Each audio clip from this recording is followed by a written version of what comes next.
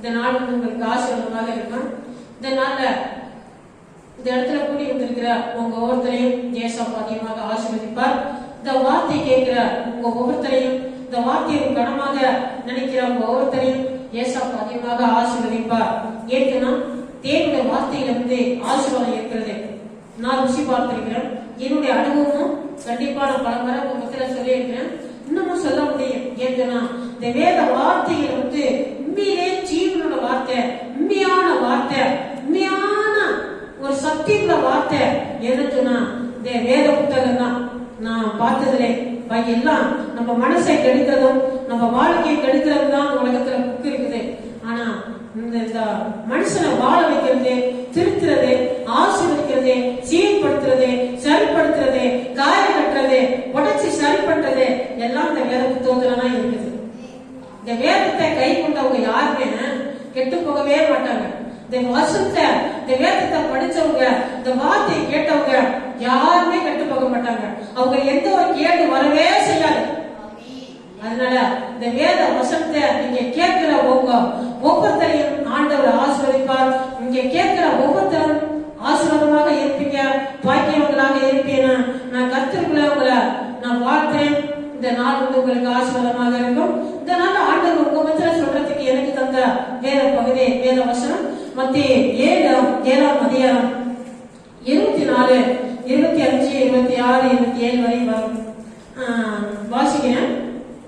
ஆகையா நான் சொல்லிய இந்த வார்த்தைகளை கேட்டு இவைகளின்படி செய்கிறவன் எவனோ அவனே கண்மலை மேல் தன் வீட்டை கட்டின புத்தியுள்ள மனுஷனுக்கு ஒப்பிடுவேன். பெருமழை சொரிந்து பெருவெள்ளம் வந்து காற்று அடித்து அந்த வீட்டு மேல் மோதியும் அது விழவில்லை என்று. ஏனென்றால் அது கண்மலை மேல் அஸ்திவாரம் போடப்பட்டிருந்தது. பாருங்க வசனம் இப்ப எப்படி சொல்லுது? ஆண்டவர் சொன்ன வார்த்தை அதை கேட்டு அதை செய்யாதவங்க, ஆண்டவர் எத்தனையோ நல்ல வார்த்தையில இந்த வேத புத்தகத்துல சொல்லியிருக்காரு, கற்பனை கட்டளையில சொல்லியிருக்காரு. நீங்க ஆசீர்வாதமாக இருப்பீங்கன்னு சொல்லி வார்த்தையில ஆண்டவர் கொடுத்திருக்காரு. ஆனா அந்த வார்த்தையை கேட்டு அதை நீங்க வாழ்றதுக்கு, நீங்க நல்லா இருக்கிறதுக்கு கேட்ட வார்த்தையில இந்த வேத புத்தகத்துல சொல்லியிருக்காரு. இன்னைக்கு அநேகர் இந்த காதல கேட்டு இந்த காதல அப்படியே விட்டு போனா அது என்ன ஆகும்? கீழே நம்ம வாசித்தது போல பாருங்க, நான் சொல்லி இந்த வார்த்தைகளை கேட்டு அவைகளுப்படி செய்கிறவன் எவனோ அவனே கண்மலைமே தன் வீட்டை கட்டினான் புத்தி உள்ள மனுஷனுக்கு ஒப்பிடுவேன். ஆண்டவனுடைய வார்த்தையை கேட்டவங்க கண்மலைமே வீட்டை கட்டினான் புத்தி உள்ள மனுஷனா, அதாவது இயேசு கிறிஸ்துவாயே கண்மலைமே. வசனம் சொல்லப்பட்டிருக்கு, இயேசு கிறிஸ்துவே கண்மலை. அந்த இயேசு கிறிஸ்துவாயா அவர் மேல வீட்டை கட்டினவன் என்னவா? புத்தி உள்ள மனுஷனா. அவன் பாக்கியம், அவன் நல்லா இருக்க முடியும், அவன் அசைய மாட்டான். அவனுடைய அந்த உலகத்திலையும் அவன் நல்லா இருக்க முடியும், மறுமையிலையும். அவன் தனக்காக ஒரு வீட்டை ஆண்டவர்கள் அவன் கட்டுறான். அது மட்டும் இல்ல, நம்முடைய ஆவிக்குரிய ஜீவியம் அவன் இந்த உலகத்திலேயே அவன் நல்லா இருக்க முடியும். யாரா இருந்தாலும் சரி, இந்த வார்த்தைப்படி ஆண்டோட வார்த்தையை கேட்டு நடக்கிற ஒவ்வொருத்தருமே, அந்த வார்த்தையை கீழ்படுத்தி நடக்கிற ஒவ்வொருத்தருமே கிறிஸ்துவாய் கல்வி மேல தன் வீட்டை கட்டின புத்துள்ள மனுஷன். அவன் ஆசீர்வதிக்கப்பட்டவங்க, அவங்க வேர்க்கப்பட முடியும், அவங்க நல்லா இருக்க முடியும், அவங்க வாழ முடியும், அவங்க அசையாம எந்த ஒரு எதுக்குமே எத்தனைதான் பிரச்சனை வந்தாலும், சூழ்நிலைகள் வந்தாலும், காற்று அடிச்சாலும், சோதனைகள் வந்தாலும் அது அசையாது. அவங்க உறுதியாக இருக்க முடியும், அவங்க ஸ்ட்ராங்காக இருக்க முடியும், கர்த்தருக்குள்ளே நல்லா இருக்க முடியும். இந்த உலகத்துல வர பிரச்சனைகள் கூட அவங்க கண்டு பயப்படவே மாட்டாங்க. ஸ்ட்ராங்கா நிக்க வந்து சொல்ற அளவுல ஆண்டவர் தைரியம் கொடுத்து நடத்துவாரு. ஏன்? கிறிஸ்துவாய் கண்டிப்பா அவங்க வீட்டை கட்டி வச்சிருக்காரு. கர்த்தருக்குள்ள அவங்க இருக்கிறாங்க, கர்த்தருக்கு மேல இருக்கிறாங்க. கர்த்தருடைய அந்த கிறிஸ்துவாய் கண்டிப்பா அவங்க வீட்டை கட்டி இருக்கிறாங்க. அவங்க கர்த்தருக்குள்ள இருக்கிறாங்க. அவங்க எதுக்குமே பயப்பட மாட்டாங்க, எந்த முயற்சியும் பயப்பட மாட்டாங்க, எந்த இந்த சூழ்நிலைக்கு, எந்த சோதனைக்கு, எந்த வியாதிக்கு, எந்த பிரச்சனைக்கும் அவங்க பயப்படாத நல்லா ஸ்ட்ராங்கா இருப்பாங்க. ஏன்? கிறிஸ்துவாய் கண்டிப்பா அந்த வீடு இருக்கிறது.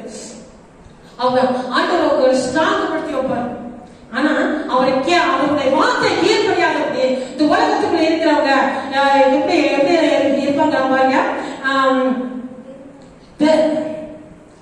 ஒப்பிடுவேன். பெருமழையும் சொரிந்து பெருமளம் வந்து காற்று அடித்து அந்த வீட்டு மேல் மோதியும் அது விழவில்லை.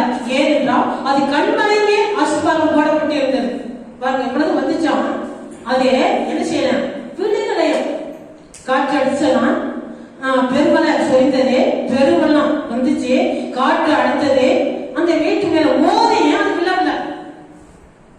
இன்னைக்கு அந்த உலகத்துல வாழ்றவங்க அது கீழே சொல்லப்பட்டிருக்கு. நான் சொன்ன இந்த வார்த்தைகளை கேட்டு இவைகளின்படி செய்யாத இருக்கிறவன் எவனோ அவன் அந்த வீட்டை மணல் மேல் கட்டின புத்தி உள்ள கட்டினா புத்தி இல்லாத மனுஷனுக்கு ஒப்பிடப்படுவான். மணல் மேல கட்டின வீடு நிக்குமா?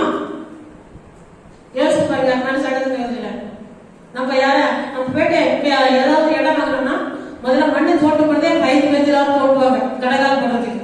எப்படி மண்ணு ஸ்ட்ராங்கா வருதா, களிமண்ணா வருதா, மணலா வருதா, எத்தனை அடி தோட்ட முடியும், எத்தனை அடியில் நம்ம வந்து கடகால் போட்டு நம்ம எடுக்க முடியும், பயிர் வெஞ்சு தோண்டுவாங்க. ஆட்டோமேட்டிக்கலி நல்லா நமக்கு கடை கிடைச்சு நல்லா ஸ்ட்ராங்கான ஒரு குறிப்பிட்ட தூரத்துனா இது மேல தேவையில்லைன்னு சொல்லிட்டாங்க. இப்படி சில பயிர் தோட்டாங்க. யோசிச்சு பாருங்க. இப்ப மணல் மேல கட்டின வீடு, அப்ப இது வந்து ஸ்ட்ராங்கா எந்த ஒரு மலைக்கு எந்த ஒரு இதுக்கும் நிக்க முடியாது. இப்ப இந்த மணல் மேல கட்டப்பட்ட வீடு என்ன இருந்துச்சுன்னா இந்த உலகத்துக்காக வாழ்ற வாழ்க்கை, உலகத்துக்குரிய காரியங்களுக்காக வாழ்ற வாழ்க்கை, உலகத்துக்குரியதே நம்ம நினைச்சு சிந்திச்சு நம்மளே வந்து எல்லாமே செஞ்சுக்கிட்டு நம்மளே பெரிய ஆகணும், நம்மளே சம்பாதிக்கணும், நம்மளே முன்னேறணும், இந்த உலகத்துக்குரியதே நினைச்சு நம்ம வாழ்ந்துட்டோம்னா இது மணல் மேல கட்டப்பட்ட அந்த ஏன் ஆண்டோட வார்த்தை கேட்கல, அவரோட வார்த்தையை கீழ்படியல, அவர் நல்ல வார்த்தைகள் கொடுத்திருக்காரு, அதை ருசி பார்க்கல, அதை விட்டு விலகி மணல் மேல வீடு கட்டவர்கள் போல இருப்பாரு. அப்ப அந்த வீடு என்ன செய்யும்? ஏதாவது சின்ன சோதனை வந்துடக்கூடாது, ஒரு பிரச்சனை வந்துடக்கூடாது, ஒரு வியாதி வந்துடக்கூடாது, உடனே ஆண்டவர்கிட்ட விலை எங்கேயாவது போய்கிட்டே இருப்போம்.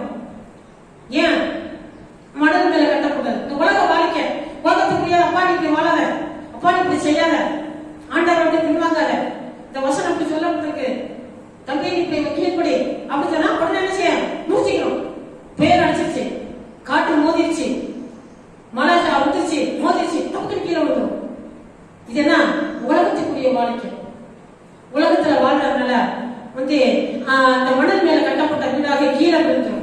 அருமையானவர்கள, நீங்க ஸ்ட்ராங்கா நல்லா இருக்கணும்னு சொன்னாங்க, நல்ல ஒரு உயர்ந்த நிலையில ஸ்ட்ராங்கா இருக்கணும்னு சொன்னாங்க. நீங்க கிறிஸ்துவாய் கல்லுகளை நீங்க கிறிஸ்துவாக வாழ்ந்து ஆண்டுடைய வார்த்தையை கீழ்படுத்தி ஆண்டுடைய வார்த்தைகளை கை கொண்டு நடக்கும்போது நீங்க நல்லா ஸ்ட்ராங்கா எல்லா விஷயத்திலையும் நீங்க ஸ்ட்ராங்கா உறுதியாக நிற்க முடியும். இந்த உலகத்திலே நீங்க ஆசீர்வாதம் இருக்க முடியும், மறுமையிலையும் நீங்க ஆசீர்வாதம் இருக்க முடியும். ஆண்டவர் முக்கிய வரை